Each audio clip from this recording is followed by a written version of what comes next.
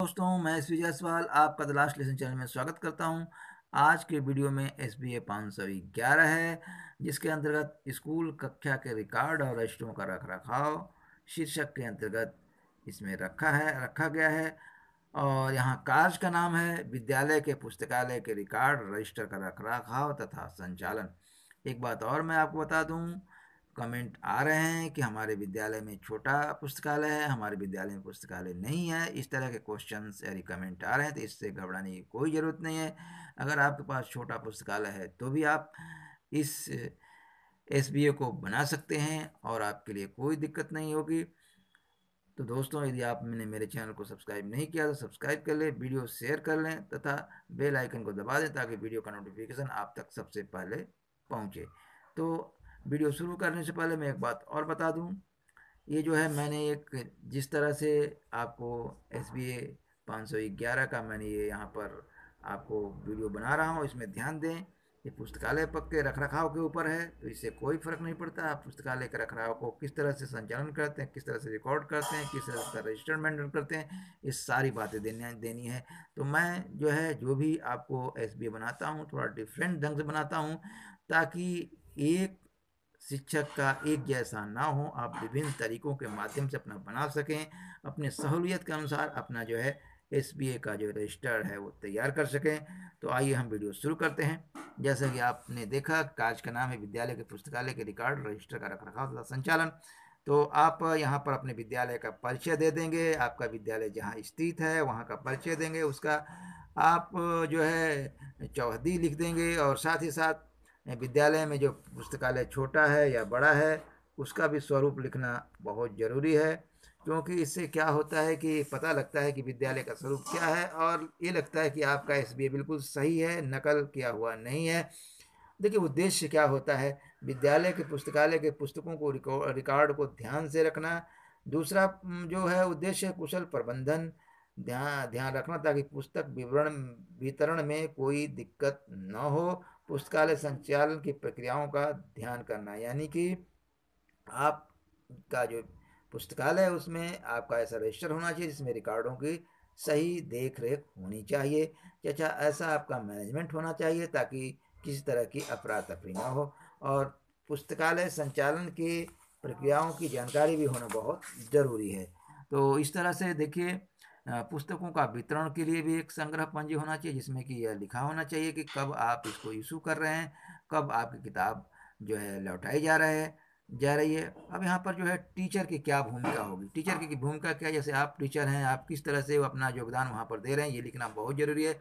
जैसे कि आप एक शिक्षक हैं लेकिन पुस्तकालय के संचालन में आपका बहुत बड़ा योगदान है, जैसे कि किताबों को, कहानियों को तथा पत्र पत्रिकाओं को आदि को आप अच्छी तरह से संरक्षित करते हैं, रखते हैं। साथ ही साथ पुस्तकों के भंडारण के लिए पुस्तकों को छांटना और अपने रजिस्टर में चयनित करना, किस तरह से वो पुस्तकें लाई जाएंगे, किस तरह से पुस्तकों को बढ़ाई जाएंगी, और पुस्तकों को निर्गत करना और पुस्तकों को वापसी लाना, एक पंजी होना बहुत जरूरी है। इसलिए शिक्षक का भूमिका इसमें महत्वपूर्ण है।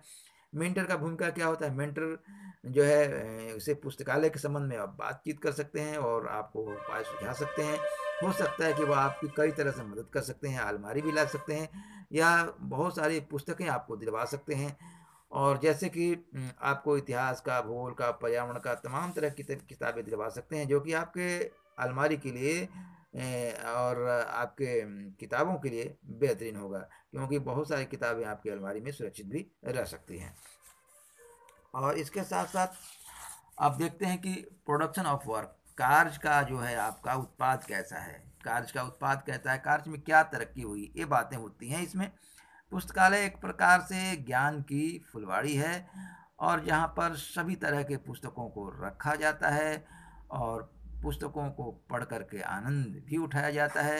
विद्यार्थियों एवं टीचरों के लिए पुस्तकालय का वही स्थान है जो तपस्वी के लिए तप का, यानी बात सही है, क्योंकि विद्यार्थी और टीचर पुस्तक पढ़ते हैं और ज्ञान प्राप्त करते हैं, ठीक वैसे ही जैसे तपस्वी ईश्वर की आराधना में पूरा समय लगाता है।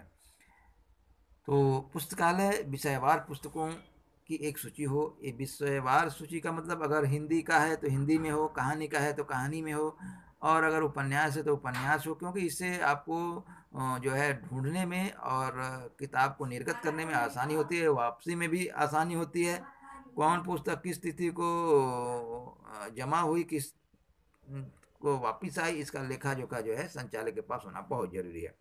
व्यक्तिगत प्रेक्षण एवं कठिनाई, यानी कि आपने व्यक्तिगत रूप से किस तरह से उसका जो है सर्वेक्षण किया और उसमें आपको क्या कठिनाई आई, किस तरह का अनुभव है, ये तमाम बातें हम लिखते हैं यहाँ पर। पुस्तकालय के कारण छात्रों एवं शिक्षकों में पाठ्य पुस्तक के अलावा विभिन्न पुस्तकों को पढ़ने की अभिरुचि बढ़ी। आपने देखा कि जो है पुस्तकालय में पुस्तकें आई तो बच्चे अपनी रुचि इसमें बढ़ाएं और पढ़ रहे हैं। वो जो, क्योंकि अगर बच्चे जो है पुस्तक को खरीदेंगे बाजार में जाकर तो उन्हें जो है अनावश्यक पैसा खर्च करना पड़ेगा, और आपके लाइब्रेरी में आते हैं पढ़ते हैं तो मुफ्त में उन्हें शिक्षा प्राप्त हो जाती है।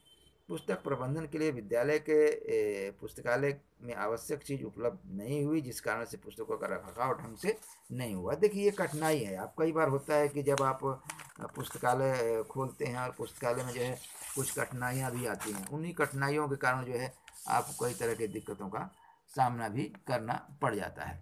तो आप थोड़ा सा अपना अनुभव जो है यहाँ पर आप बांट देंगे, अपना अनुभव यहाँ पर जो है लिख देंगे और क्लियर हो जाएगा।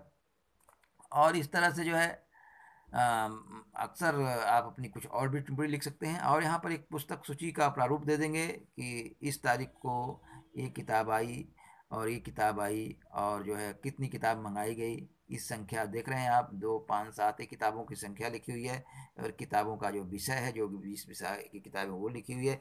यहाँ पर जो है तारीख डाला गया जब जब किताबें मंगाई गई हैं, और ये जो है कक्षा का या जो जिस तरह की किताब है वो यहाँ पर नाम लिख देंगे आप।